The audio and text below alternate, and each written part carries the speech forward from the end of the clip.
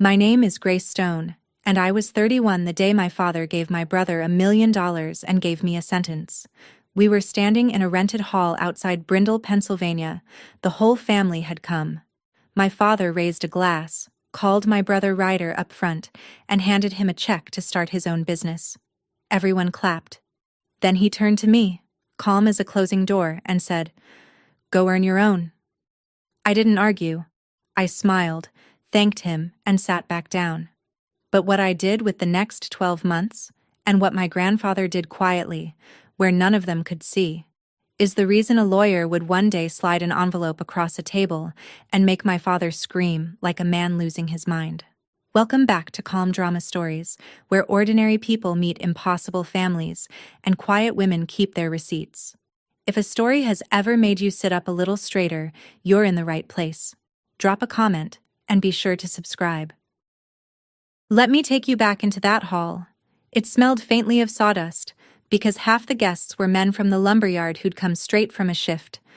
The check my father held was real, printed large enough to read from the back row, $1 million. Ryder took it the way he took everything, like it had been waiting for him his whole life. He grinned, kissed our mother's cheek, said something about disruption and vision. People laughed in the right places. My father, Gerald Stone, watched him the way other men watch a sunrise. Then he found me near the dessert table. I want you to understand he wasn't cruel about it. Cruel would have been easier. He was gentle, almost fatherly, when he said the words that closed a door I'd been knocking on for 31 years. Go earn your own. The room didn't gasp. That's the part that stayed with me. They just nodded, like a daughter being told to fend for herself was the natural order of things. My mother smiled into her wine. My aunts touched my arm and told me how proud they were of Ryder. And at the far end of the head table sat my grandfather, Walter Stone, 81 years old, the man who'd built the whole lumber business from one truck and a bad knee. When Ryder took the check, the entire room applauded. Walter didn't. He sat with his hands folded, looking at me, and he didn't move them an inch. I noticed. I think he wanted me to. I just didn't understand yet what it meant. Here's the thing, nobody clapping that night knew about me. None of it surprised me. I'd been reading the room my whole life. In our family, Ryder brought the energy into a space, and I brought the spreadsheets. He was 2 years younger and treated like the firstborn son out of a story. I was the one who did the taxes. I started keeping the family's books at 19, the year my father's bookkeeper quit, and nobody else could read a ledger. I caught a vendor double billing us $8,000. I never got a thank you. I just got handed more. By 25, I'd passed my CPA exams and taken a job at a small accounting firm 2 towns over. My family knew the title and never once asked what I did with it. My mother had a way of summing it up that I could never quite shake. She'd said it years before, kindly, the way she said most of the worst things. Ryder carries the name. You just have it. I used to think that was wisdom. That night, driving back to my apartment across town, I finally heard it for what it was. I didn't cry. I want to be honest about that, because people expect tears here. I made coffee, opened a fresh notebook, and at the top of the first page I wrote the only thing I was sure of. Start. I didn't know what I was starting. I only knew I was done waiting to be picked. The next morning, I drove out Route 9 to the lumberyard. I told myself I was just dropping off the quarterly numbers. That was a lie I let myself keep. The truth was, I wanted to see my grandfather. Walter was already there when I pulled in, because Walter was always already there. His chipped blue enamel mug sat on the counter where it had sat since before I was born. He poured me a coffee I didn't ask for and slid it over without a word. I told him about the check. I told him what Dad had said. I expected comfort. Maybe an apology on my father's behalf. Walter didn't do either. He looked at me over that old mug and asked one question. So what's the plan? Not are you okay? Not that's not fair. What's the plan? I started to say I didn't have one and stopped, because I did. I'd written it down the night before in a word. He listened while I talked it through, This half-formed idea of doing for small shops what I'd always done for free for my family: clean books, smart money, a way out of the hole. When I finished, he was quiet for a moment. Then he said the thing I'd carry like a stone in my pocket for the next year. "I'm not betting on the loud one. I'm betting on the one who shows up." Outside, the first rain of the day started to tick against the tin roof of the office. He told me to come back the next day. He said he wanted to show me the old books. I didn't know why yet. You have to understand what stone lumber and supply meant in Brindle. My grandfather started it in 1968 with one flatbed truck. By the time I was born, it was the place every contractor, every weekend carpenter, every widow fixing a porch came through. It put half the town's roofs over half the town's heads. My father had run it for 15 years, and he ran it well. But he'd never built it. He'd inherited it. I think that gap lived in him like a splinter he couldn't reach. To prove he was a builder, not just an heir, he'd bet big. He'd taken out a loan to put up a second warehouse on the edge of town, a fancy expansion he talked about at every dinner. And he'd carved $1 million out of the family's future to crown Ryder the next great stone. People in town already spoke about my brother like he was the heir apparent. Nobody mentioned the daughter who balanced the books. I wasn't bitter about being left out of the story. I was something colder and more useful. I was paying attention. One afternoon at the yard, sorting old files for Walter, I came across the loan paperwork for the new warehouse. I read it the way I read everything, slowly, twice. My father hadn't just borrowed against the business. He'd borrowed against what he expected to inherit from Walter someday. He was spending money he didn't have yet, on a promise no one had put in writing. I didn't say a word. I just filed it away, in the cabinet and in my head. My first real client found me by accident. His name was Tom Vasquez, and he ran a one-man repair shop off Main Street, the kind of place that fixes your lawnmower and your marriage in the same afternoon. Tom was drowning. He owed 3 vendors. His books were a shoebox, and the bank had stopped returning his calls. A mutual friend mentioned that the stone girl was good with numbers. He called me on a Tuesday, embarrassed, ready to be talked down to. I didn't have money to lend him. I want to be clear about that, because this is where people expect a rich relative to swoop in. There was no rich relative. There was just me and a notebook. So I did the only thing I knew how to do well. I went through every number in that shoebox. I restructured what he owed, found him a small line of credit at a credit union that still believed in handshakes, and renegotiated 2 of his vendor contracts down to something a human could pay. I charged him a modest fee and wrote up a real agreement, signed and dated, so we both knew exactly where we stood. That night, I gave the thing a name. I wrote it across the top of a new file: Stone Ventures. It wasn't a fund. It wasn't anything yet. It was a name and a promise to keep the books clean. 2 weeks later, Tom sent me 2 more men from his street. They came in embarrassed too. They left with a plan.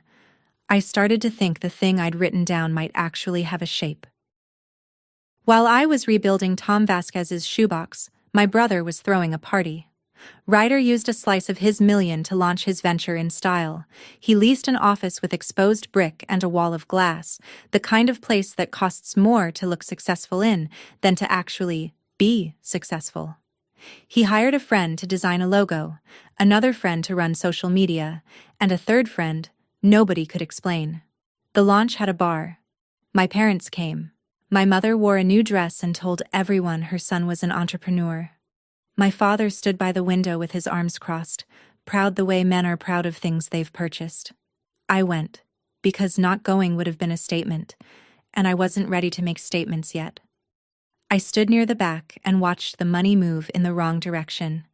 At one point, a man Ryder was courting as an investor drifted over to me, mistaking me for staff, and asked a real question about margins. I answered it plainly. He blinked, then asked another, and we talked numbers for 10 minutes while Ryder watched from across the room. I saw my brother's smile tighten. He didn't like that the investor was listening to me. He liked it even less when the man shook my hand instead of his on the way out. Ryder found me before I left. You don't have to lurk at my party doing math, he said, smiling for the room. I told him I wasn't lurking. I told him I was learning. If you've ever watched a family pour everything into the loud one while you quietly built something real, you already know how that smile felt. Stay with me. It gets better, and it gets earned.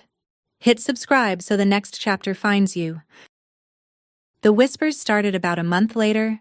They were soft, which is how the worst ones always are. Word went around the family that Grace was bitter, that I was jealous of my brother's gift, that I'd started some little side thing out of spite to embarrass the family. I knew exactly where it came from. Ryder had a gift for stories, and the one he was telling now was about a sister who couldn't be happy for him. My mother called me. She didn't ask how my work was going. She asked me to please not make things awkward at the next dinner. Don't embarrass us, she said, like I was the embarrassment in a family handing a grown man $1 million to play office. I didn't fight it. I want to underline that, because fighting it was the trap. If I argued, I'd be the bitter daughter they'd already decided I was. So I stayed quiet, and I kept working, and I let the only argument I trusted make itself. One of my aunts had believed Ryder at first. Then her bakery's books fell apart, and she called me, half hoping I'd say no. I didn't. I fixed her quarter, found her $4,000 she'd been losing to a bad processor, and never mentioned the things she'd said about me. She did the math on her own. The next time the family gathered, she sat by me.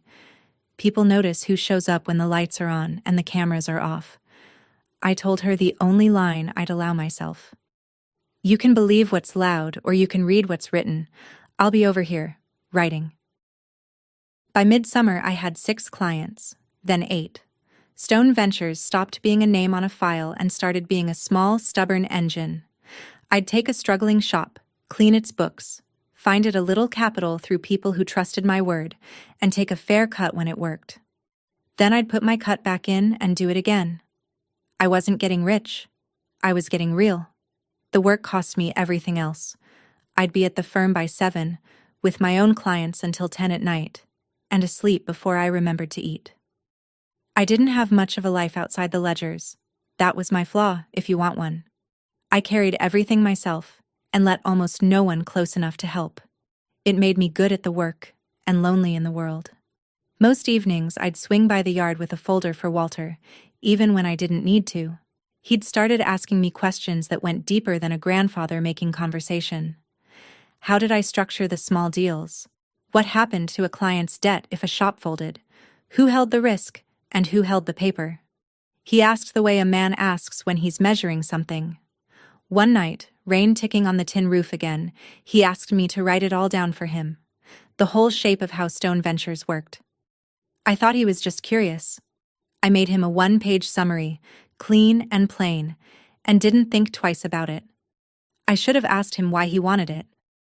I was too tired and too proud to wonder what my grandfather was building of his own. My father heard I was doing well, and it landed on him like an accusation. He didn't congratulate me. He summoned me. I drove out to the house on a Sunday and found him in his study, the door already half closed. He'd been hearing my name around town, attached to other people's money, and he didn't like the company it kept. He came to the point fast. I was not to use the name Stone for my little operation. The name belongs to the business, he said. My business. He framed it as protecting the family. We both knew it was a test. He wanted to see if I'd fold the way I always had, trade the thing I'd built for the privilege of his approval. I thought about every year I'd kept his books for free. I thought about the check he'd handed Ryder. And I gave him the quietest answer I had. You told me to earn my own. I'm earning it. His jaw worked. He told me I'd regret being difficult.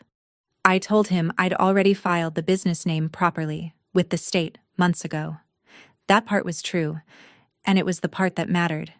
He could be angry. He couldn't undo a filing. I left before either of us said something we couldn't take back.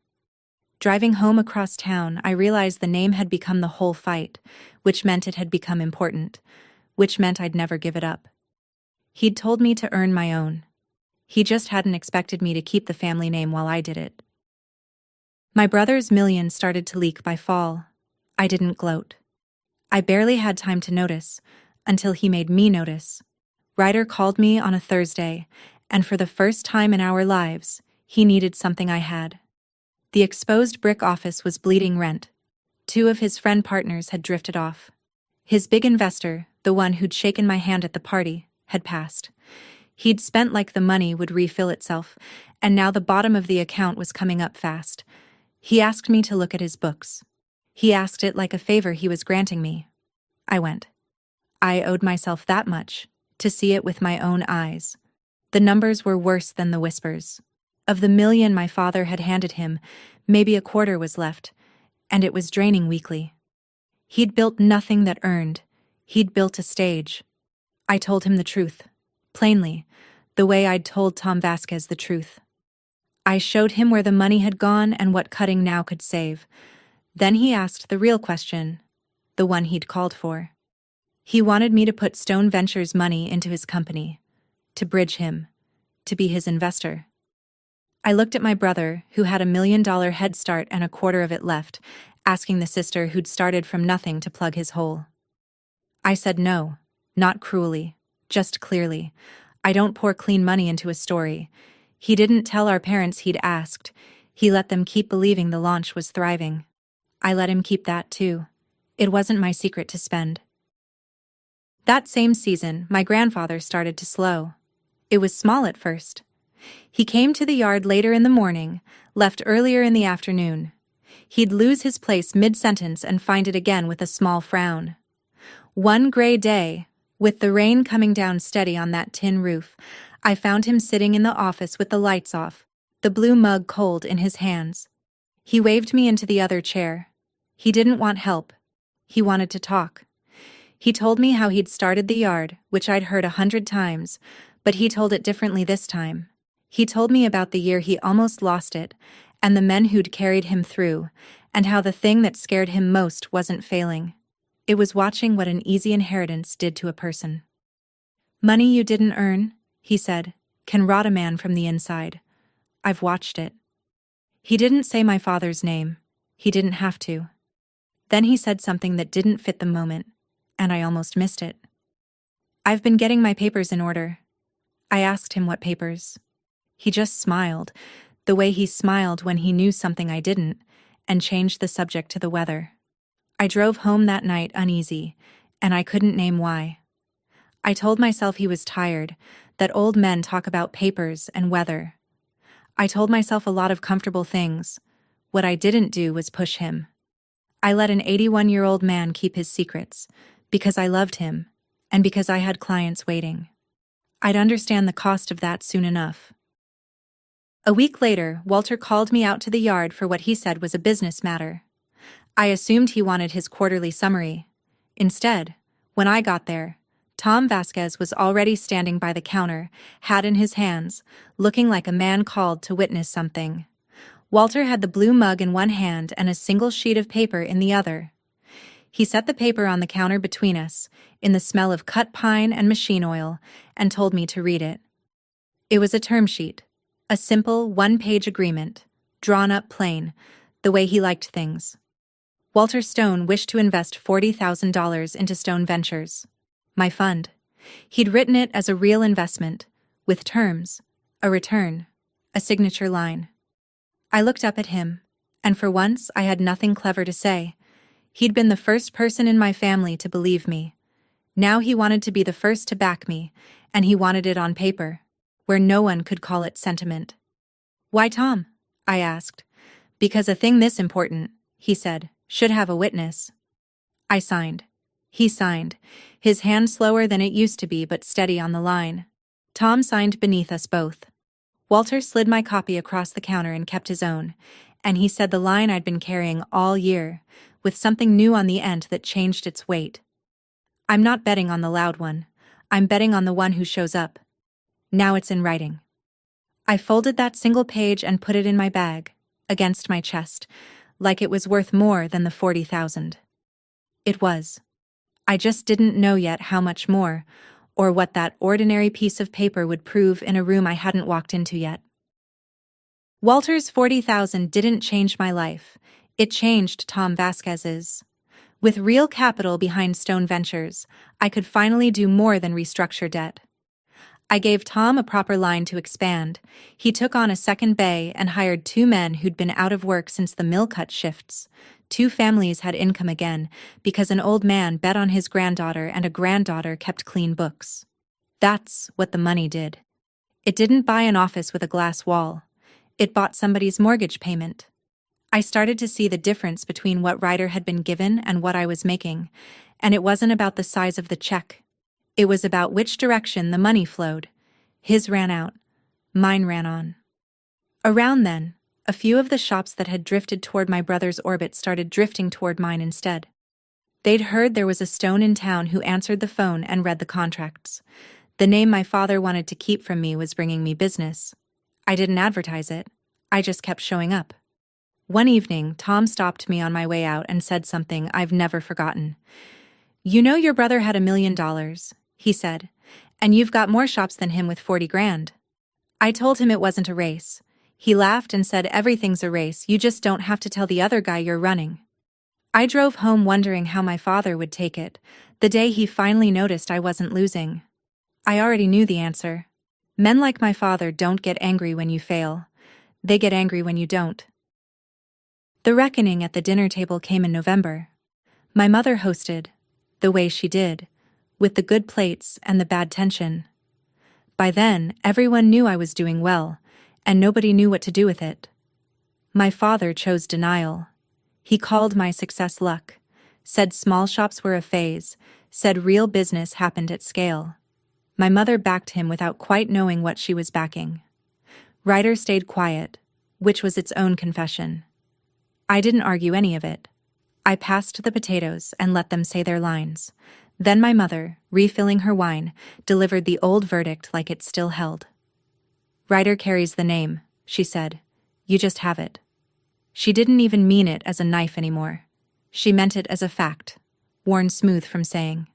I let it sit. Later, when the table cleared, I stepped onto the back porch for air, and she followed me out. For a moment she wasn't performing. She looked at the dark yard and said quietly, "I grew up in a house where a girl couldn't put her name on anything. Not the deed, not the account. Nothing." It was the closest she'd ever come to seeing me. I waited. I think I was waiting for her to finish the thought, to say, "And I won't do that to you." She didn't. She pulled her cardigan tight, said it was getting cold, and went back inside to her son. That was the whole apology I'd ever get, and it ended in the middle of a sentence. I stood out there a while longer in the cold. Then I drove home across town, and I went back to work. While I was building, my father's big bet was starting to wobble, and I was one of the few people who could see it. The second warehouse had gone over budget the way they always do. Ryder's $1 million was gone, which meant the family had nothing in reserve. And the loan my father had taken sat on a foundation I'd read months earlier in that filing cabinet. He'd borrowed against the inheritance he expected from Walter. He'd spent his father's estate before his father was gone. Now the bank wanted to see that the foundation was solid. They wanted assurance that the Stone holdings would pass to Gerald, clean and whole, the way everyone assumed. So my father went to ask Walter to confirm it. To put the succession in writing, the way men do when the money's already spent. And Walter, my grandfather, said nothing. He didn't refuse. He didn't agree. He just got quiet, and tired, and changed the subject. And my father came away rattled in a way I'd never seen him. I knew then that my father's whole tower stood on a promise no one had signed. I could have done something with that. I could have warned the bank, or whispered to the right ear, or simply waited for it to fall. I didn't. I'd told myself at the start that I would never take anything from my father. I would only build something he couldn't take from me. There's a difference, and it mattered to me. So I kept my head down and my books clean, and I let his tower stand or fall on its own crooked math. Pause with me a second. I never set out to ruin my father. I set out to outlast him. If that distinction matters to you, comment the word earned. I read everyone. Now, Back to the year that turned. I didn't know it was the last good day, or I'd have stayed longer. It was a bright, cold afternoon at the yard, the kind that smells like frost and pine. Walter was having a clear day, sharp as the old days, and we walked the lot together while he named lumber the way other men name horses. At the end, he took me into the office and pressed a key into my hand, the key to the yard office. He closed my fingers over it. "When the rain comes through that roof," he said, "somebody who keeps good books should be the one to fix it." I laughed and said I wasn't a roofer. He didn't laugh. He looked at me steady and said it again, slower, like he needed me to hear under the words. "Somebody who keeps good books should be the one to fix it." I understood he wasn't talking about the roof. I just didn't let myself understand how much he was telling me, because to understand it, I'd have to admit he was running out of clear days. So I put the key on my ring next to my apartment key and my car key, an ordinary key among ordinary keys, and I told him I'd come back Sunday. We stood a while in the cold sunlight. The blue mug sat on the counter where it always sat. He told me he was proud of me, which he'd shown me 100 ways, but said out loud, maybe twice in my life. I drove home that evening lighter than I'd been in a year, the key cold against the others in my pocket. Sunday never came the way I planned. By Saturday night, the calls started. Walter died in his sleep, after a short, sharp illness that took him fast enough to be a mercy and slow enough to say goodbye. The whole town came to the service. He'd put roofs over half of them, and they remembered. I stood at the front and shook every hand and accepted every casserole, because that's what I do. I carry things. I made the arrangements my father was too proud and my mother too undone to make. I wrote the obituary. I chose the hymns. I did it all with dry eyes because grief for me comes late and alone, never on schedule and never in public. Some people read that as cold. Let them. The one thing I let myself feel, I felt at the yard. I went out there the night after the funeral, let myself in with the key he'd given me, and stood in the dark office in the smell of sawdust. His blue mug sat on the counter. I washed it, dried it, and set it back exactly where it lived. Then I let 1 year of held breath out, alone, where no one could call it weakness. What I didn't see, because I was buried in arrangements, my father saw clearly. Even in the receiving line, between handshakes, I caught him asking our family attorney a question under his breath. When would the will be read? How soon? He asked it the way a man asks about a delivery he's been waiting on. His own father was 3 days in the ground, and he was already counting. I filed that away with everything else. Grief and arithmetic, side by side in the same man. I should have understood then how frightened he was. Frightened men do the loudest things. The reading was set for 2 weeks later at the office of an attorney named Marion Holt. I'd never met her. My father had, and he walked in confident, because he'd convinced himself he knew how this ended. He was the only son. He ran the business. The holdings would pass to him, clean and whole, and the bank would exhale, and the tower would hold. He'd staked everything on that math. In the days before the reading, he was almost cheerful, the way a man is cheerful when he thinks the hard part is behind him. He even found room to needle me. We crossed paths at the family house where I'd gone to drop off the last of the funeral paperwork, and he looked at me with something close to pity. "After this is settled," he said, "maybe you'll stop playing business and go earn your own somewhere else." There it was again, the same sentence he'd handed me in that rented hall a year before. Go earn your own. He said it like a man laying down a winning card. I didn't take the bait. I told him I'd see him at the reading.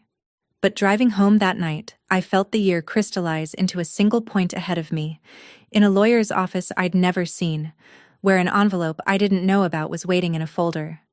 I didn't expect anything. I want you to believe that because it's true. I thought I'd get a keepsake, maybe his watch. I had no idea my grandfather had spent his last clear months building me something out of paper and patience. I just knew I'd be in that room, and I knew I'd be the calmest person in it. The night before the reading, I couldn't sleep, so I did what I always do when I can't sleep. I went through my papers. I sat at my kitchen table with a cold cup of coffee and laid out the year. The first signed agreement with Tom Vasquez, the state filing for Stone Ventures, the growing stack of clients who'd trusted my word. And at the bottom, the single page that meant the most, the term sheet with 3 signatures on it. Walter's hand slow but sure on the line. I read it again in the lamplight. $40,000. A witness. A grandfather's bet, in writing. I realized something at that table, and it steadied me for whatever came next. Whatever that lawyer said tomorrow, I'd already won the only thing I'd set out to win. I'd built something real, from nothing, with my own 2 hands and clean books. No envelope could give me that, and no envelope could take it.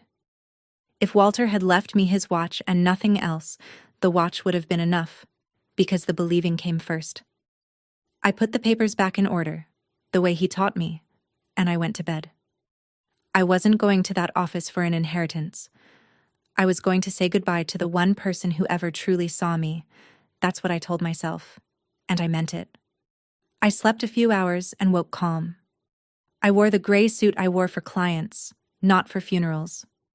I drove across town to Marion Holt's office under a low, wet sky, the kind that promises rain by noon. I had no idea I was about to need every ounce of the calm I'd packed. Marion Holt's conference room was small and warm and entirely too quiet. We sat around a long table. My father took the head of it without asking, like he'd already been handed the gavel. My mother sat to his right. Ryder slouched to his left, scrolling his phone, bored or pretending to be. A few aunts and a great-uncle filled the other chairs, there to witness, there to whisper, later. I took a seat near the end, by the window, where I could see the sky going gray.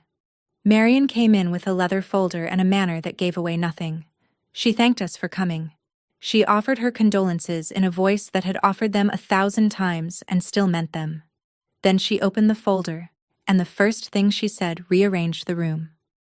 Walter, she explained, had not left a simple will. Years before, with her help, he'd placed the bulk of his assets into a revocable living trust.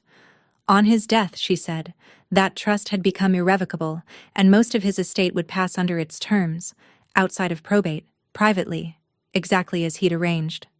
My father's brow folded. This was not the script he'd memorized, a will he could read in advance, anticipate, plan alone around. A trust was a closed door he hadn't known was locked. "What does that mean for the business?" he asked, and for the first time his voice had an edge of something underneath the confidence. Marion looked at him, calm as still water. "It means," she said, "we follow Mr. Stone's instructions exactly." Outside, the first rain began to tap the window. I heard it before anyone else did. It sounded like the tin roof at the yard. Marion worked through the smaller bequests first, unhurried, the way you'd diffuse something carefully. There were keepsakes. Walter's tools went to 2 old yardmen by name, a college fund for the youngest grandchildren, a sum set aside for my mother, generous and clean, with no strings, which made her cry in a way I didn't expect and didn't enjoy watching. Ryder got a bequest too, a modest one, Walter's truck, the old flatbed he'd started the business with, and $10,000. I watched my brother's face do math. He'd walked in expecting the trust to refill the account he'd drained, expecting Grandpa to bail out the venture the way Dad had funded it. Instead, he got a 30-year-old truck and a sentence about hard work. He set his phone down. For once, he had nothing to sell. My father sat very still. He was waiting for the only line that mattered to him, the line about the business, the controlling stake in stone lumber and supply that his whole tower leaned on. Marion got to it slowly. Before she read who received it, she read the condition Walter had attached, and the room went so quiet I could hear the rain. The controlling interest, she said, was to pass to the heir who had, during Walter's lifetime, built a business or a fund of their own, and had it documented, in writing, with consideration and a witness. She let that sit. Every head in the room did the same arithmetic, and arrived one by one at the same impossible answer. My father's hands flattened on the table. My mother turned and looked at me, and I understood all at once what a single page in my bag had been all along. Marion reached into the folder and drew out an envelope. My name was on the front, in Walter's handwriting, the letters a little unsteady but unmistakably his. She slid it down the length of the table toward me. It traveled past my father, past my mother, past Ryder, and every eye followed it like it was the last lifeboat. "Mr. Stone asked that you open this here," Marion said. "In front of everyone." My father found his voice. "This is absurd," he said. "She kept his books once. That doesn't make her—" Marion raised one hand, not unkindly, and he stopped, because lawyers in their own conference rooms have a quiet authority that even angry men recognize. "Mr. Stone was very specific," she said. "Please, Grace." The envelope sat in front of me. I put my hand on it and felt the year press up through the paper, the rented hall, the notebook, the shoebox, Tom Vasquez's hat in his hands, the blue mug, the rain on the tin roof, the slow, steady scratch of an old man's signature on a single page. My father was staring at me with a look I'd never seen on him, somewhere between fury and fear, and he was right to be afraid. Though not of me. He was afraid of what his own father had seen, and written, and signed, in a year when my father wasn't paying attention to anything but his own tower. I slid my thumb under the flap. The room held its breath. And so did I, because whatever was inside, it had my grandfather's hand on it, and that meant it was going to be true. Inside the envelope were two things: a letter and a single sheet of trust documentation. I read the official page first because I'm my grandfather's granddaughter, and I read the terms before I feel the feelings. It confirmed what Marion had begun to say. Under the trust, the controlling interest in Stone Lumber and Supply passed to me, Grace Stone, as the heir who had built and documented a fund of her own during his lifetime. The proof of that condition, the document named specifically, was a one-page term sheet dated the previous spring, signed by Walter Stone, Grace Stone, and one witness. The $40,000 hadn't only been a bet on me. It had been the key he'd cut, months in advance, to a door he knew I'd one day have to walk through. He'd also named me successor trustee over the business holdings, trusting me to keep the books the way he'd kept them. Then I read the letter, and that's where my composure finally cracked. Quietly, the way mine always does. It was short. It said he was sorry he wasn't there to see my face. It said he'd watched a man hand $1 million to the loud child and a sentence to the steady one, and he'd decided that day to do something about it. The only way he trusted, with paper and patience. And it ended with the line he'd been saying to me for a year, finished at last. "I'm not betting on the loud one, I bet on the one who showed up. You earned your name long before anyone gave you a dime. It was always yours, Gracie, I just made it official." I put the letter down and let the tears come. 2 of them, no more, because I was still in a room full of people. Then I looked up, and across the table my father was already on his feet. My father came apart in front of everyone he'd spent his life performing for. It started low and climbed fast. He said it was a mistake. He said his father had been confused, senile, manipulated. He said I'd cornered a dying old man and tricked a signature out of him. His voice rose until it filled the small room and spilled into the hall, until an assistant cracked the door to check, until my mother put a hand on his sleeve and he shook it off. He swore he would fight it. He'd contest the trust, drag it through every court in the county. Marion let him burn through the worst of it, then spoke in the same level tone she'd used all morning. The trust, she said, had been established years earlier, while Mr. Stone was plainly competent, reviewed and witnessed and documented at every step.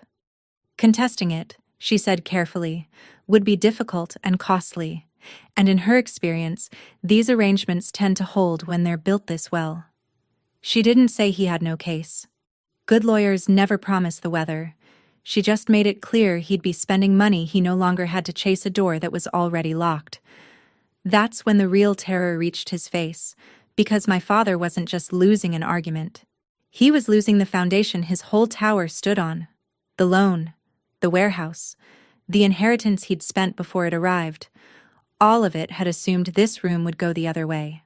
And the longer he screamed, the smaller the screaming made him, until the man who'd handed out $1 million a year ago looked like exactly what he was, a frightened heir who'd never built a thing, watching the one builder in the family inherit the proof. I stood up, not to shout him down. I've never won anything by being the loudest, and I wasn't about to start in my grandfather's name. I waited until the room was quiet, until even my father ran out of breath and stood there heaving, and then I reached into my bag and took out the single page I'd carried against my chest since spring. I set it on the table where everyone could see it, next to Walter's letter. The term sheet, 3 signatures, a date from months before he died, months before he was anything but sharp. If anyone wants to say my grandfather didn't know what he was doing, I said, here's his hand, steady, last spring. Read it. Nobody moved to read it. They didn't have to. They could see it from where they sat, and they could see my father seeing it. Then I looked at him, my father, who'd told me to go earn my own in a rented hall in front of everyone we knew. I kept my voice as level as Marion's. You told me to go earn my own, I said. So I did. This is what my own looks like. I didn't gloat. I didn't list his sins. I told the room, plainly, what would happen next, because someone had to keep the books. As successor trustee, I'd keep Stone Lumber open. I'd make payroll. The men in the yard would keep their jobs. I'd work with the bank, honestly, to restructure the loan my father had built on sand, because putting him out on the street would help no one and dishonor the man who'd raised us both. And I'd offer Ryder a real position, not a gift, a job, with hours and targets that he'd have to actually do. My brother looked up at that, and for once he didn't have a single thing to say. In the quiet after I finished, my mother said the thing that ended it. She wasn't talking to me, or to my father, or to anyone, really. She was looking at the term sheet on the table and at the letter beside it, and she said it almost to herself. She carries the name now. A year before, she'd told me Ryder carried the name and I just had it. Now she'd watched her own father-in-law put in writing which child had earned it. She didn't apologize. I want to be honest about that, because this is the moment a softer story would give me a tearful reconciliation. I didn't get one. My mother saw the truth in that room, plainly, for the first time. But seeing isn't the same as changing, and she went home that day still married to the man who'd shamed me, still the mother who'd smiled into her wine. The difference was, she could no longer pretend she didn't know. Ryder sat with the keys to a 30-year-old truck in his hand and nothing to say, which for my brother was a kind of growing up. My father had gone quiet at last, the dangerous, hollow quiet of a man recalculating a life. I didn't savor any of it. There's no joy in watching your family meet the truth too late. I turned to Marion Holt, the only person in that room who'd done her job cleanly all day, and I told her the only thing left worth saying. Let's do this by the book, I said. She nodded. She'd expected nothing less from a granddaughter of Walter Stone. I gathered the letter and the term sheet, slid them back into the envelope, and stood. My father was still talking, lower now, to my mother, to the aunts, to anyone who'd hold his version of the morning. I didn't answer it. You don't have to win an argument you've already settled on paper. I told Marion I'd call her in the morning to begin the work, and I walked out of the conference room into the hall and out the front door into the weather. The rain had passed while I wasn't looking. The pavement was wet and shining, and the sky had cracked open to a thin, cold light. I got in my car, but I didn't drive home. I drove out Route 9 to the yard. I let myself in with the key Walter had pressed into my hand on his last good day, the one he'd told me to use when the rain came through the roof. I stood inside in the smell of sawdust and cut pine, in the building my grandfather started with one truck in 1968, that now, in some real and legal sense, I was meant to keep. The blue mug sat on the counter exactly where it always sat, where I'd washed it and set it back the night after the funeral. I picked it up. I turned it in my hands. Then I set it down again. In its place, Because some things you don't move, you just keep. Outside, the last of the rain dripped off the tin roof in a slow, steady rhythm, like a ledger finally balancing. I'd earned my own. He'd seen me do it. The weeks after were not dramatic, and I'm glad. Drama is what got us into this. I took up the work the way I take up all work, quietly and completely. I kept Stone Lumber open. I made payroll the first Friday and every Friday after. I sat down with the bank and laid the books bare, and we restructured my father's loan into something honest, slower, survivable. I didn't crush him. Crushing him would have cost the town jobs and cost me my grandfather's good name, and neither was for sale. I folded Stone Ventures into the work too, so the fund kept doing what it had always done, backing the Tom Vasquezes of the county, the shops nobody else would answer the phone for. Ryder took the job I offered. The first month nearly killed his pride. He had to clock in, learn the inventory, answer to a schedule. But somewhere in the second month he stopped performing and started working, and once or twice I caught him doing a thing right, just to do it right, with no one watching. I let myself hope a little. My father never thanked me for saving the loan, and I never asked him to. We speak now in the language of business, which is the only language we ever shared honestly. It's not warmth. It's not nothing. Some families heal. Mine just learned to keep clean books, which, in our case, was its own kind of peace. There was one conversation left, and I had it on my own terms. I went to the family house, not summoned this time, and I said what I'd come to say to both my parents at once. I told them I wasn't looking for an apology. I'd stopped needing one somewhere around the second signed client. What I needed, going forward, was simple, and I wasn't going to bend on it. Honest dealing, clean books, to be treated, in every room and every deal from now on, as exactly what I'd proven myself to be. My mother nodded, small and quiet, the cardigan pulled tight again. My father didn't nod, but he didn't argue either, and from him that was its own kind of signature. I'm not asking you to be sorry, I told them at the door, on my way out. I'm asking you to deal with me straight. That's all I ever asked. Then I drove home across town, to my own apartment, to my own quiet, to the life I'd built with my own two hands. Here's what that year taught me, and it's the only lesson I'll hand you. A name that's given to you can always be taken back, but a name you earn yourself, with your own two hands and a set of clean books, is yours for good, and no announcement in any rented hall can ever call it back. That's my story.